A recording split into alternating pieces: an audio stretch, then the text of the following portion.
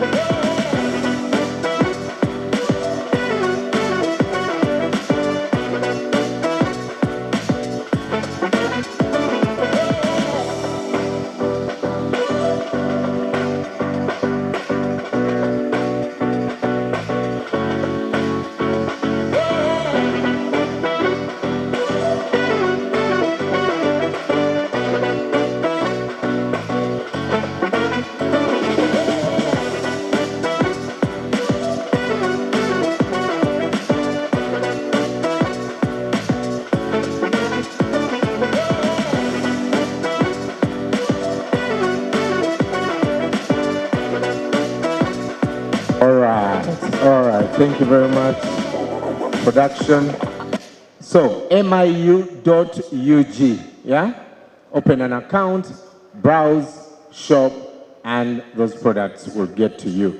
Let's now welcome Dr. Ezra Muhumuza to come and join us on our panel. Please, you're welcome. Dr. Ezra Muhumuza is the director at the Uganda Manufacturers Association.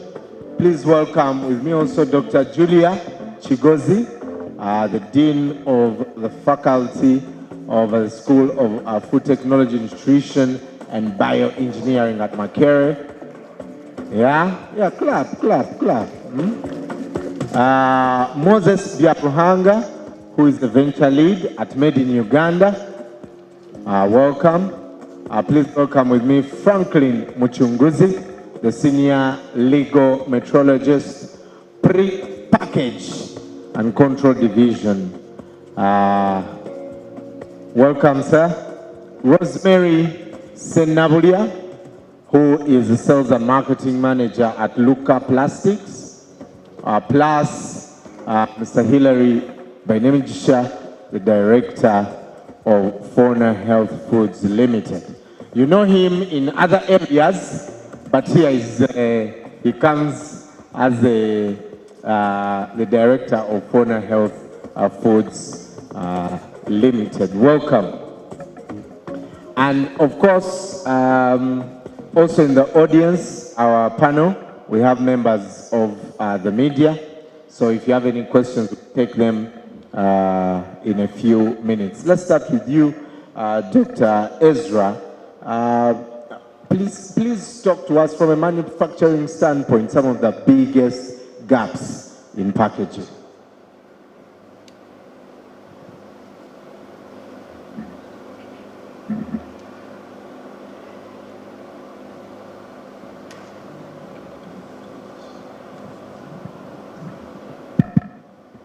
Thank you very much for inviting me to speak to such a pertinent matter regarding packaging.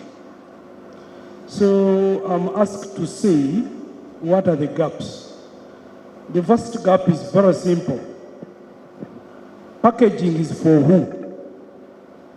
The biggest gap lies in the mind of the product developer in respect to defining why do we need packaging and packaging for who. Most of the time, our innovators come with products and they say, this is my color. Hello?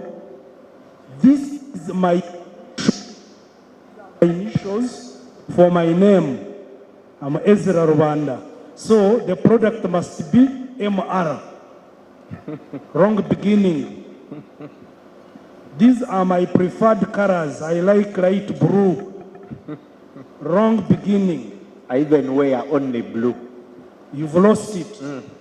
So the bottom line is, whenever you think about a product and then packaging of a product, because to us in marketing, packaging is the face of a product. You should think them, not I. What do they want? What is the market saying? Gap number 2 is on management of packaging paradox. What should be on the package? The paradox is that packaging in the current world does 5 functions. So the paradox that you face is, of the 5 functions, how many do you have to bring onto your package? What is the basis? What are your considerations when you are developing your package? First thing, why we need a package is the psychomotor. Psychomotor looks at the handling of this product. The material that will be in this handling pack is what we must be looking at. Because when you're talking of packaging, there are two facets you look at. The cognitive valuation, what will be in the mind of the consumer, but again, the ability of the consumer to handle this product, which we call psychomotor valuation. Now, we first fail on that to balance these 2 facets. Now, when you go into the facet number 2, which is about satisfying the consumer's cognitive valuation, in other words, the mind of this consumer to appreciate the product, you again get lost. Should we concentrate on a package that aims at describing the product? This is now the raw material you used in terms of the content. For instance, you find someone struggling on coffee. You want to bring a cup of coffee being hot to be on your package. You again want to bring coffee seedlings to be there. Coffee seeds themselves to be there. Then after that, you want to present a face of someone who has drunk coffee. Because you went and saw in cosmetics, someone who was presenting usability. Someone's hair that grew after using this thing. There we are presenting usability. But again, you want to present functionality. That this cosmetic is for skin or for hair. You want it on your pack. Then on top of that, you again want to indicate the values, the chemical composition, the nutrient value, these ingredients in the content. Now, pose a question. Who has the time? You find a pack that actually is like a book. Then you start to fight with the people in the supermarket that bring this face. Which of the four, let's say it's a box, which of the four sides of a box should be at the display? Is it the price one? Is it the descriptive one? Is it the usability one? Is it the functionality? Which one? So you get fitted on your own packaging. So that is GAP answering the packaging paradox. Gap number 3, when we are packaging, do we differentiate the difference between packaging, dressing, and wrapping? This is the simple thing. For us, when we are giving a meaning to anything in this world, there is what we call the theory of similarity. You try to create a difference between similar things, then you attach meaning to either of the two. Now, when we are talking about dressing, you put something, the way I'm putting on this t-shirt, but when you look at my face, you'll say, this is Ezra Rwanda.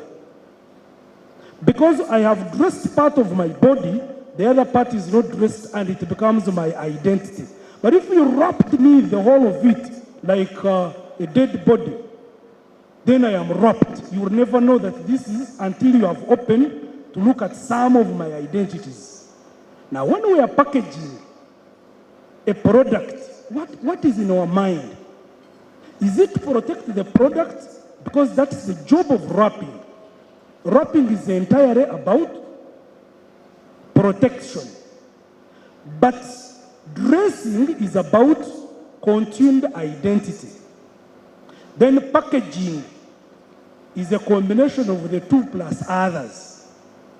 The functions I've just spoken to be able to convince a mind. The core function of packaging is to create a model in terms of reality. That when I look at this pack, I will get convinced that what is inside is represented by what is outside. For some people who have been into fashion modeling, they show you how a dress will look like on your body. They will show you how you look smart and how if you walked in this way. Before actually we bring this dress to you. That is a representation of the reality they want to create in your mind. So, when we are choosing this packaging, there are certain things we need to put into consideration. And lastly, because I see he's warning me, lastly, you must address the fundamental constraints of packaging. Fundamental constraints of packaging involve one, where do you lie in the sector you are into? Most of us have a problem. You want to be unique in this whole world. Who tells you that you can be unique entirely? So the best unwritten rule is that continue to align with what is existing. If you are into coffee, do research and find out how do the people in coffee do brand their things, do package their things. Now, the other thing I want to speak about as I end, we are starting this center. Trust me, if you don't do your own some form of research, and you come with questions, we come with some level of report, this will not be helpful. You should come with questions, as I said, Banange, this product, should I consider, should I give my packaging 100% to description? Should I balance only description and functionality, the two? Should I involve all the functionalities of packaging? Then that's when we'll be able to leverage the value of this packaging. I thank you. Thank you very much, Doctor. You've heard the difference between packaging, dressing, and wrapping. And when it gets to the shelf, which side faces the clients. But let me go to you, Franklin. You are in charge of the standards. According to where you sit, what does market-ready packaging mean? Well, thank you so much, Brian. As UNBS, we are happy to be part of this discussion. And Kathy, you realize that we are your #1 partners in this journey. Basically, at UNBS, we are in the business of creating quality MSMEs.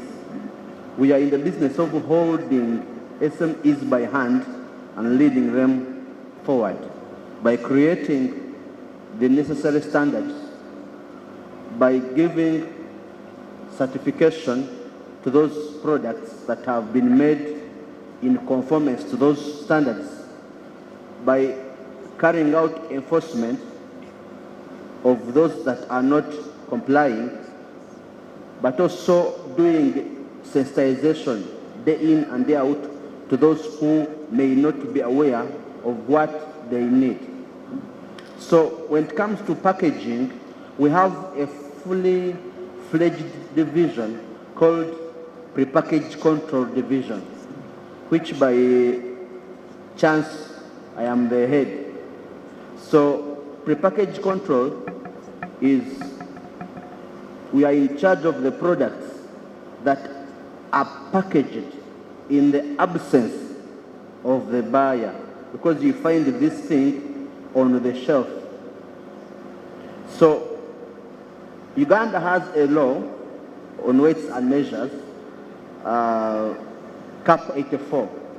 But under that law, we have a regulation for sale and labeling of goods. So for those who are listening to me, we need to know that actually to put a label on a product, that label has to be approved. One of the reasons why that label has to be approved is because UNBS is the custodian of the knowledge on packaging globally as far as Uganda is concerned. We are the national inquiry point of TBT. We are the body in charge of ISO certification. We are the body in charge of certifying products locally. We are the body in charge of verifying imported products. So, in a nutshell, for a product to be market ready in the packaging, we would say conforming to the requirements of labeling. For the purpose of those who are hearing about such for the very first time, the first thing we will require of any product is the name and address of the manufacturer. When I say address, I mean physical address. If you are making it from Chadondo Proti 41, I should be able to read on your product and come up to the factory without giving you a phone call. then you, the manufacturer, must have identified yourself on the product. So that is one of the major things that must be on the product. Number two, the name of the product. You see, some people confuse their brand and the name of the product.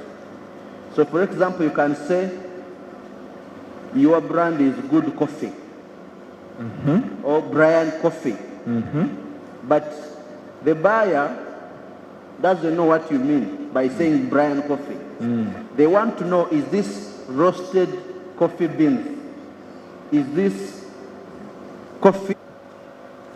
Where we are, because we are producing things we bring to the market, most of you range in over 200% profit levels. If you are below 100% profit, go and close that business. Yes, these are rules of thumb. Please say that again. If you are below 100% profit, when you are producing something direct to the shelf, go and close it. Now, we expect, if you calculate very well, whatever you people produce must be over 200% profit. Now, what happens is that of this 200% I'm talking about, if you don't invest, the rule of thumb talks of 59, but I normally say put it at 60. If you don't invest 60% of that profit back into brand development, you are going to close. I'm not a prophet of doom, but I know you are going to close because the companies, we have done these studies that were there before you.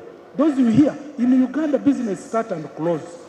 They miss on some of that pertinent advice. So invest back 60%. However,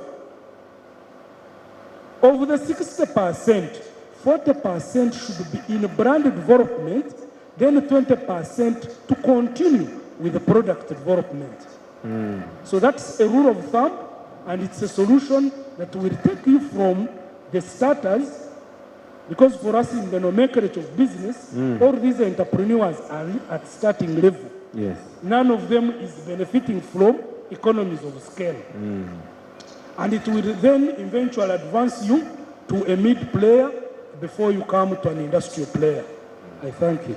And doctor, let me report to you, when these people come to us, branding and marketing specialists, they want very low prices, so they start crying. But we are a startup. But we are a startup. These people. Then you also give them startup branding. New Times Roman font. Because they are always crying. Am I lying, Moses? It's true. But I want to wrap this up. Dr. Julia, research, industry, what are some of the gaps that you have identified? And speaking into Dr. Muhumza's submission, how do institutions like yours, Makere, support industry? Thank you. As academia represents a good opportunity to be able to do research. We are saying, is this packaging appropriate for this product? So that's research that we can do. Is it truly acting as a barrier against moisture or light or oxygen or microorganisms? This is all research that we can do. What packaging is appropriate? What layers should we put in so that it's appropriate to keep the integrity of that product? So it serves as a good place that we can do research, as well as even coming up with new ideas, innovations in packaging that could still take the packaging industry to another level. Being able to check, I always think that it's not enough to be told that this is good enough. Test it yourself and ensure. Sometimes someone will sell you something because they want to get it off their shelf. But is it what you really need? So in a place of research, you can actually understand, why am I doing this? and what do I really need? Thank you very much. A question for Franklin. How do we maintain standards early on? You talked about the things that we need to think, market-ready packaging, but from a wider conversation, how do we adhere to those standards early enough? Thank you so much, Brian and Tim. As we get ready to scale for innovation, there are some questions we must answer. And you are speaking now to preparation. When we say packaging center for excellence, we are speaking about two things in one. We are talking about the process of the packaging. We are also talking about the finished product, the package. Like Doctor was saying from Makerere, if you are going to pack juice and your boys are fetching juice with cups, putting in the tin, the chances of contamination are high. Yes. So when we come as UNBS and we are trying to certify your product, we look at your process. Now, most of the manufacturers always think product. They don't think process. How will I pack this flour? How will I pack this juice? How will I pack this water minus contaminating it? Now, the question the entrepreneur has to answer is, how can you come up with that process that is acceptable? The question we have to answer as a country is, how do we enable the micro enterprises, the small enterprises, to acquire those capabilities? Some may not be fully automated, may be semi-automated, but some turnkey solutions that can make a whole world of a difference. Because let's say you are making cosmetics. If there could be a market entry machine this person can acquire that can help him in filling, so that he is not filling manually, it will protect the integrity of the finished product. Then, when we are labeling also, you see those labels that are peeling off every now and then. People are putting labels manually using the cassava flour, using the sellotape, using the office glue. So, meaning that sometimes, much as we like shy away, it is a question of capacity. Now, it's the duty of every entrepreneur to acquire a certain level of capacity before they launch out into the industry. But when they come to the center of excellence for packaging, they need to be guided on which competence to acquire, and if possible, even guided on where they can acquire such competence. Because if there is, for example, a partner, we can partner with a manufacturer who can bring some of those equipment or machinery nearby, then we say you need a machine that can put labels, go to that place. If you need a machine that can print a batch code, go to this place.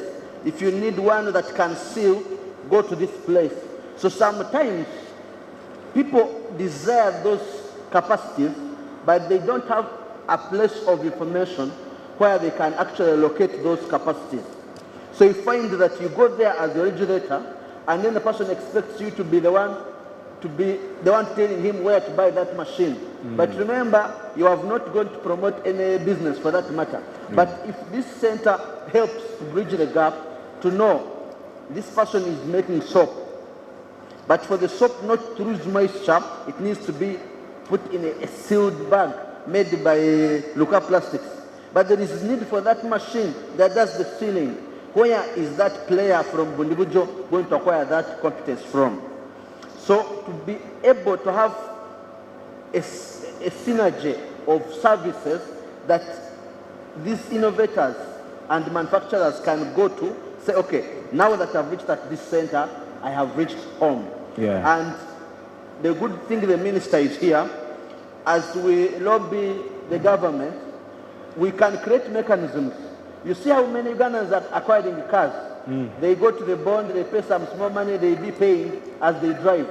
So if government could make such possible for the manufacturers, so that you acquire a turnkey solution, then you pay as you go. It would help the young entrepreneurs to come up. Because someone comes to with a capital of 5 million, the machine they need is 50 million. You know that deal is actually not going to work out. But if there is a process that is guided by government, that is underwritten by the Ministry of Finance, then some people can acquire those competencies because they know them, they desire them, but they are kind of having their hands tied.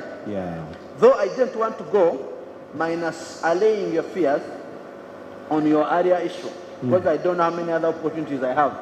You talked about short weight.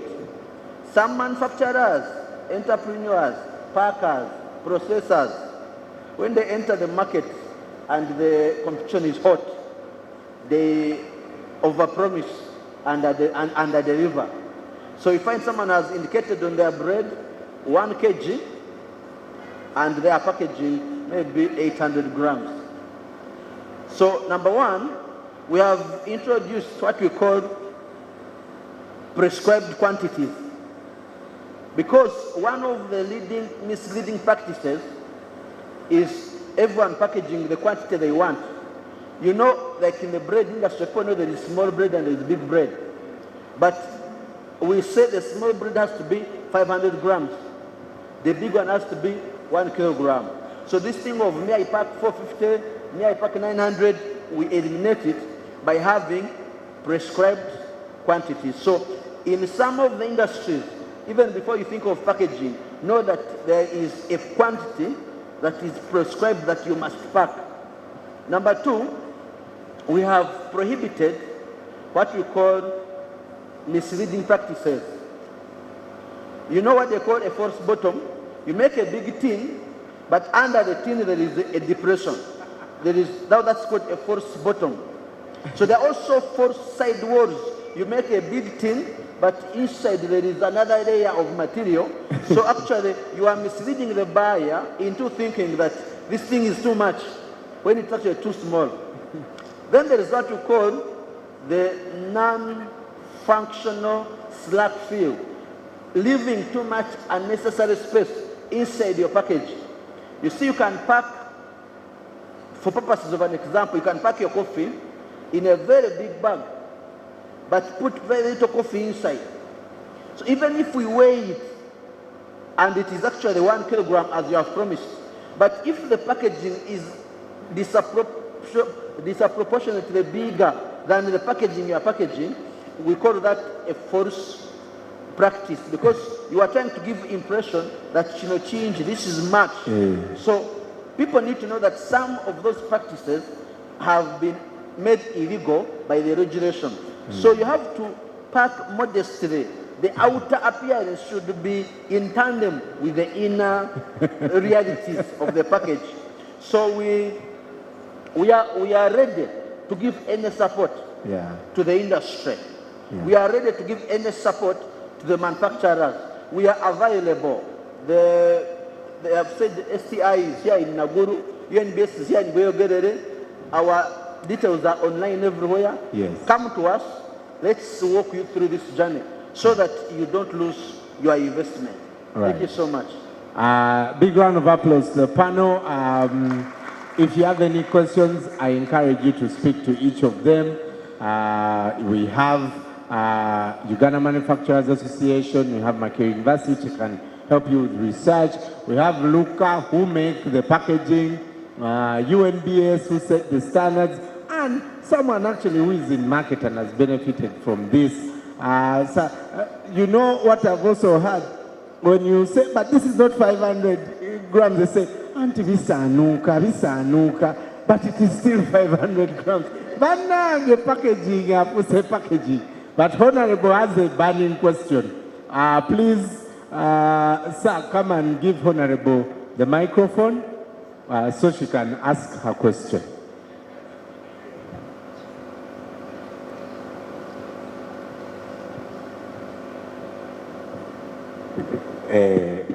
I had to ambush him. Thank you, Brian. I know you didn't have time for questions, but I felt that there are some issues I needed to ask on behalf of this side. I believe that these questions have arisen to some of us. One, I wanted, especially going to UNBS, the question of innovativeness and variation vis-a-vis trying to blend everybody to look alike. How does it come in? How do I differentiate myself when you want my font, my label size, and everything to look the same like everybody? Where is my innovativeness? Including, you know, you are saying if this is a butter, it must exactly be like the other one. But innovation is about variation. So, how do we get away from that? Because if somebody is making a lotion, and that lotion is working certain way, if I'm innovating to vary from that one so that my lotion has a different advantage. But if you, the regulator, wants to standardize that everything called lotion should be exactly the same, then we kill innovation. Similarly, I want to ask, you can hear some clapping, so I think I'm speaking for some people. The other question is also to UNBS. Why would you want to prescribe quantities and sizes? I don't think that should be in the role of UNBS. That should be the role of the market. Because if I have said 50 grams on the package, and you verify that my content is 50 grams, and the market is buying it, and now you say, now for this product we have said 100 grams only. Because those sizes are prescribed by market. I've seen certain sizes, for example, Blue Band, at one time it was just 500 grams, then bigger. Then you see the bigger ones are disappearing. And then we had this one, which is for one application. And when it doesn't work, it disappears from market. I don't think that we should, as regulators, prescribe. Let's leave the market to determine that. Okay. But you should be able to say that if you said that this bread is 20 grams, let it be what? 20 grams. 20 grams. But if you fix it that bread must be this size, then we have challenges. You look in every conference room where we serve water of 500 mils, you are going to find half-drunk bottles. And so some people introduce 200 mils, and you find very empty bottles. So I think you need to think again about that.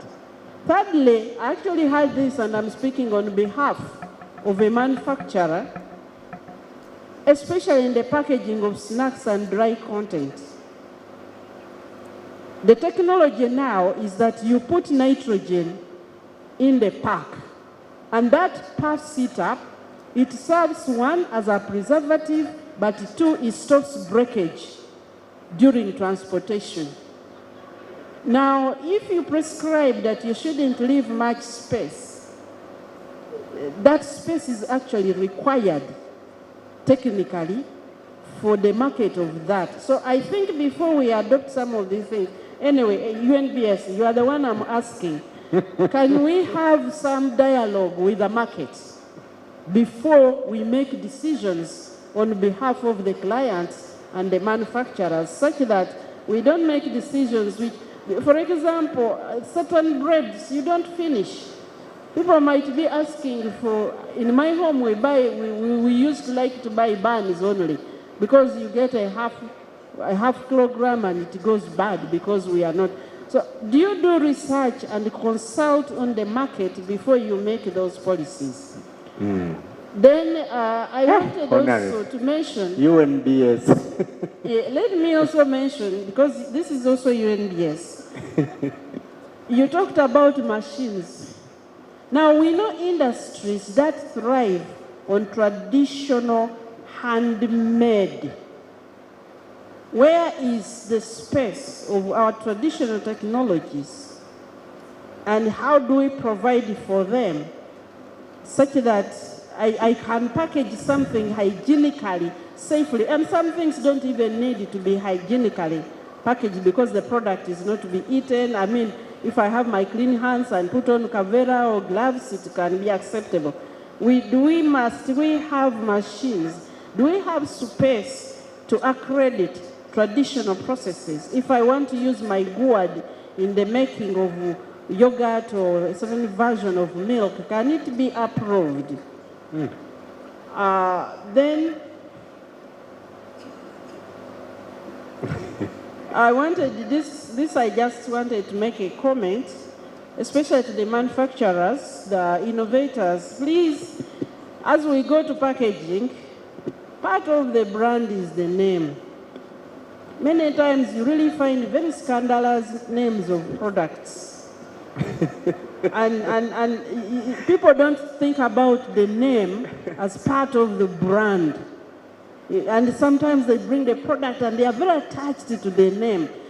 See your product sitting on a shelf in New York and you have given it a certain name. Will it sell? Will it flow? Will it? So that is a comment for me. So as we talk about, the other question, of course, was to Madam from Luca. One of the things killing Ugandan products is really the cost of packaging. Some products you find over 50% of the price is just in packaging. How can we work to pull down the cost such that our products can compete? And I also wanted to ask the PI, Dr. Chigozi, what kind of research is going on there in terms of packaging? What kind of research initiatives are going on at the schools so that we can have that? And lastly, sorry, too many. Lastly, again, this goes to our producers, and I'm going to complain, and some of these are big brands, but I will not mention the name, but if you know it, we ladies, we like to do our nails. The people packaging water, they put their very tough plastic, and I have to peel it off, and invariably it's the one that sends me very quickly to the salon all the time. Because, you have to use teeth. Because you have made it so difficult for ladies to open the water bottle. That wrapping there is costing us. My nails don't last as long as they would last if I wasn't opening water bottles. Please hear me. And then, ladies, do you copy? Honorable. and then sometimes also opening of the water bottles. I always have to ask a male neighbor to open the water bottle. I know you're trying to be safe. Can we innovate how to balance safety and usability. Thank you very much. Honorable, even beer. Let us start opening beer with a simple, you know, just a quick thing, and you move on. So, I think Honorable speaks on behalf of everyone, right? We are going to have the questions answered. I know Hakimu Wampamba, Mr. Hakimu Wampamba, okay, from NBS. Please keep it very short. We have the questions answered, and we launch the center. I'm only giving you because you're wearing suspenders. Go ahead. Many things. I think this will go for, I think the minister herself, because I want to be very direct. I want to tell a story of how many brands and how many product ideas are seated in the loop waiting for UNBS, for the UNBS green light. I want to tell a story of 17 brands ideated, incubated, all the way, and are waiting for UNBS's green light so that we can be able to move around with the same discussion. Right. That, I think, is even Franklin's question. Franklin, Bakuwe Kumazi, have you worked on your nails, Kubanga? We can open for you. Franklin, let's start with you. So many. Go ahead. Wow, thank you so much. Madam Minister, I'm so honored.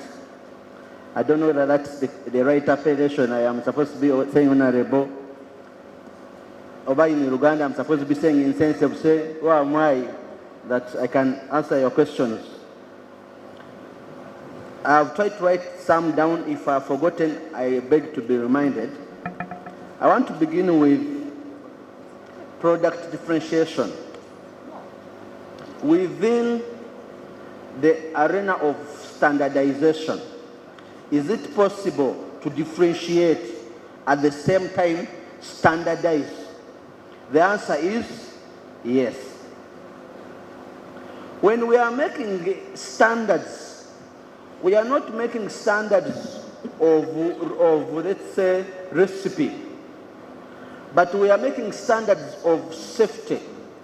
What is the acceptable amount of metal, the acceptable amount of this and of that?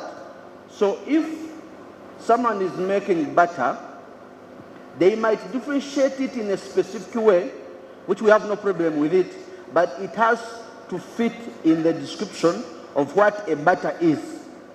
However, if someone comes up with something totally new, something the world has never seen, a prototype, we have a system that you work with us, we develop that standard for that particular system.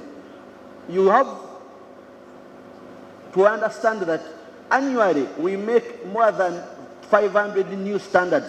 Right now we have more than 5,000 product standards.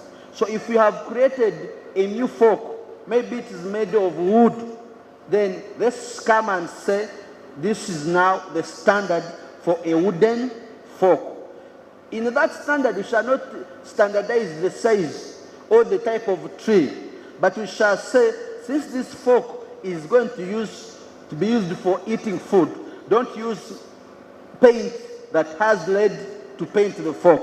So we will help you guard against a practice that could be drawing you backwards in the industry you are trying to innovate in. So for the innovators in the room, we are willing to work with each one of us to develop a new standard that is in agreement with the new product they are producing. So we are in the business of making new standards every day. Then we also had a discussion about prescribed quantities. Should it be government? Should it be the market? Now, again, the discussion we had earlier, there is what we call a misleading practice. You see, those of you who buy wine, when you go to the market you say a bottle of wine, please. It's just that you are not careful to note that each bottle of wine is 750 mils. Because globally, wine must be 750 mils. Now, if For us to say, Mbo Muzinga. so the Muzinga, Uganda Wage cannot come up tomorrow and say mine is 720. Reason being, the buyer, especially the Ugandan buyer, may not have the time to read the label of this is the package, this is the weight. So somehow, somewhere, mpakira sukari. So the one who is packaging 950 grams will not flinch, they just give you, because it appears like a kilogram. Now, we are trying to work to fit in the global market, to fit in the regional market. So as I talk, in Tanzania, in Malawi, it must be the same quantity. The discussion is no longer in Uganda, because Uganda has imports and locally made goods. So it doesn't make sense to outlaw 600 grams locally, then allow someone from China to bring them. So we are saying, can the whole world? Biscuit. I can give an example of biscuit. If you buy a biscuit of 1,000 grams, the question is, how much biscuit have you bought? For me, you have bought. So if there is a standard quantity, it makes it easy to know that I have bought 250 grams of biscuit. However, the discussion is open. With the minister present, we need to come together as all the ministers, at least in the African continental trade area, so that we know that if we are standardized, if we are making products in Uganda and they go to Morocco, they will not be rejected. So you find that if something has already been ratified at the continental level, you have to take the discussion to the continent, so that now the space is open. We were in such a meeting with Rwanda, Kenya, and Tanzania, and even me personally, I was arguing that there should be no prescribed quantities. How much is soda of 1,000? We all of us know that kamini is rukumi, but how many mils are in that bottle? Are they 230, 270, 300? So is it necessary that all the manufacturers of soda actually pack the same quantity? So we find that at the end of the day, if you are trying to protect the consumer, you have to think like the consumer and act in the interest of the consumer. But at the national level, act in the interest of the market you are interested in. Because I will mislead you if I say pack 360 grams and then you take it to Kenya and it is rejected. Yeah. So we have to understand that you think like the market, you think like the consumer, not the way you would want it, but the way it has already been set. But like I said, at higher levels, Those the conversations discussion can be continues. had. Yes. That's why innovation is there. The discussion continues. Right. So on the issue of handmade versus machinery, every production system is verified on its own merit. If someone is making mats, if someone is making locally made shoes, locally made leather products, the argument may not be much. But